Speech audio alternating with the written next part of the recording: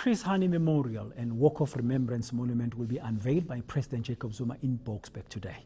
Hani was gunned down in the driveway of his home in Don Park on this day in 1993. We're crossing live now to our colleague, Xoli Mgambi, who's attending the commemoration in Ekurhuleni. Xoli, good morning. A significant day indeed today with the launch of this special Remembrance Memorial in Ekurhuleni in memory of Chris Hani.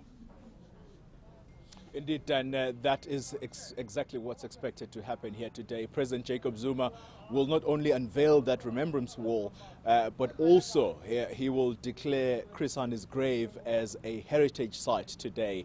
And of course, then I think many people will think that this particular unveiling and declaring of Chris Hani's grave as a heritage site comes at a very delicate time, I suppose, if you want to term it that way, in the country, given what is happening regarding the upheaval in respect of the colonial statues that are being attacked all around the country at the moment.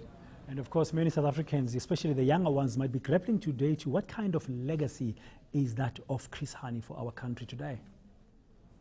Indeed, Dan, a lot of people have already said that Chris Hani had committed himself to the liberation of the many poor black majority in this country, and therefore some are calling for how he should be remembered, saying that rather what possibly should happen is that there should be much more that is done for the poor, because this is the life that he had committed himself to, not just to the liberation of or the attainment of political freedoms, but also the liberation of the people of this country. And so many people calling for not just the monuments being erected in his name, but rather also that there be practical things that are done for the ordinary people of this country.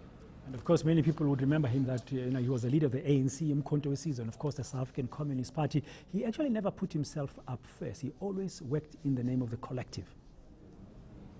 Indeed, Dan.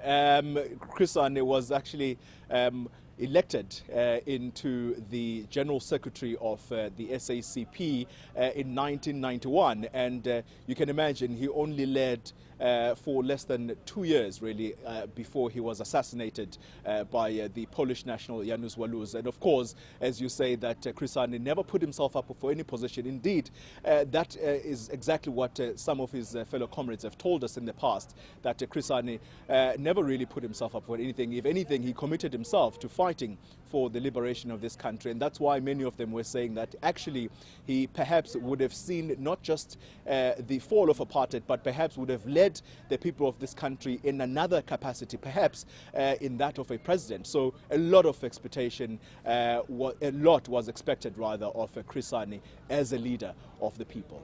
Thank you very much, Xoli Mgambi, out there in Ekurhuleni ahead of that memorial service to honor Chris Hani, who was assassinated today 22 years ago.